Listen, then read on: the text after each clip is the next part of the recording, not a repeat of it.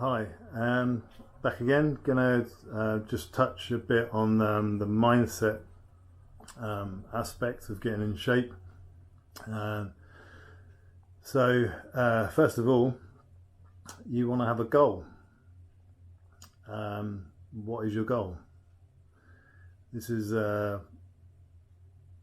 absolute of absolute importance. You need to have a goal, so you know where you're heading for, what you're aiming for. You're more likely to get there if you've got a destination that you're aiming for, rather than drifting around, not getting anywhere. Okay, so what is your goal? What's your priority goal? Is it to gain muscle? Is it to lose fat? Is it to increase your strength? Is it to lose weight? What is your main priority goal? I mean, you might want a combination of those things, but there needs to be a main goal, and that's what you're going to focus on mainly. And as a result, you might achieve some results in the other areas as a byproduct. For example, if you wanted to gain muscle,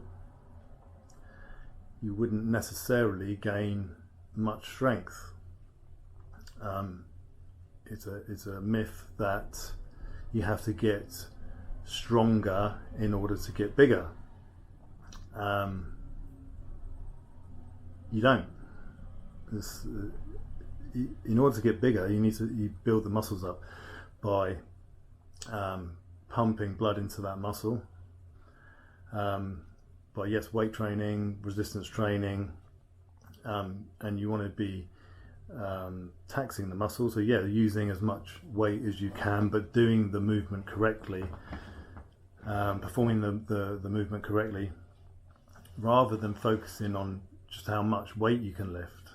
Okay, you will gain some strength as a byproduct of that, because your strength will improve because you're training your muscle against resistance, but it's not the primary goal. So you're not going to get you're not going to get as much strength increase as you would in muscle gain.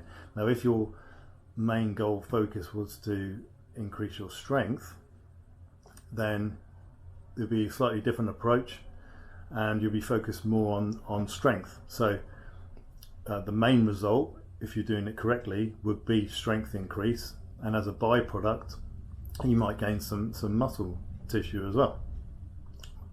It's quite likely, but you should be seeing more results in strength gain than muscle gain if that was your primary goal.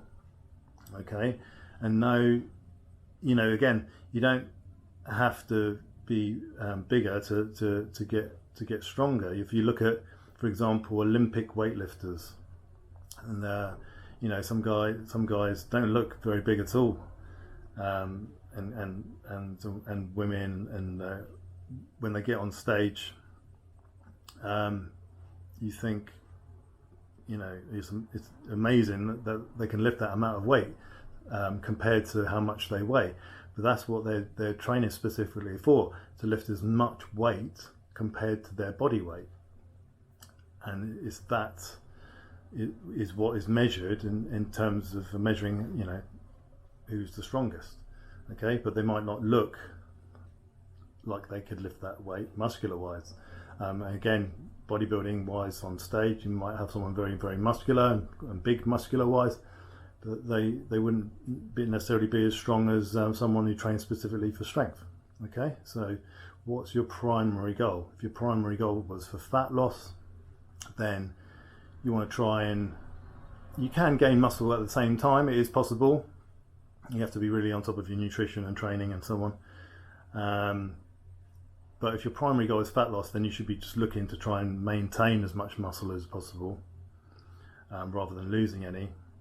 Yes, you can gain some at the same time, but trying to hold on to the muscle whilst burning off the body fat, lowering your body fat levels, if that was your primary goal. So again, if it was to improve performance, what's your primary goal? And that should be your focus on the way you approach your training and your nutrition for that. Okay, you want to be specific with that. So if you want to get bigger, how much bigger? If you want to get stronger, how much stronger? What's the weight that you're aiming to lift?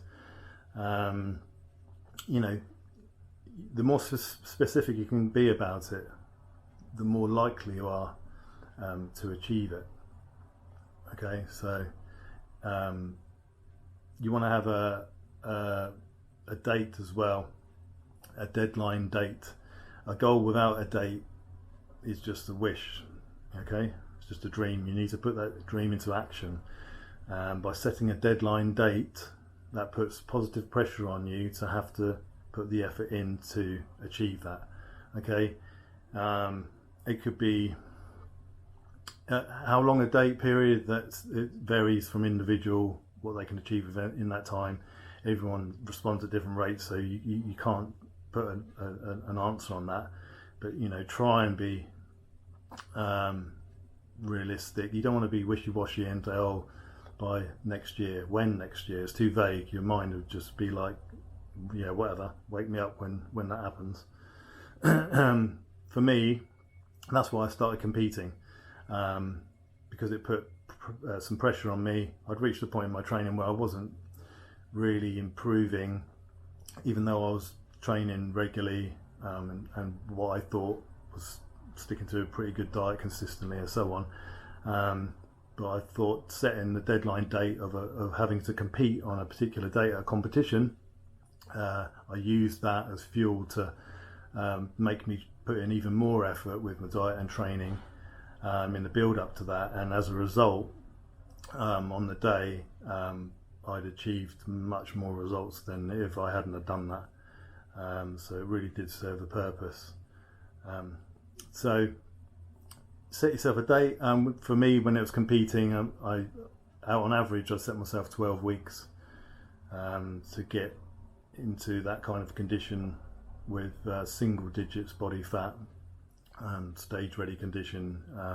But it can be longer than that depending on what condition I am to begin with at the diet. Sometimes it would be 14 weeks. It could be as little as 8, but 12 on average, 14, even 16 weeks, depending on, again, how much you've got to lose.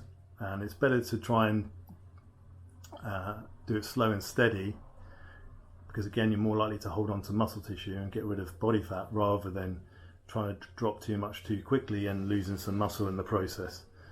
So yeah, be specific with the goal and the date. It can be, you want to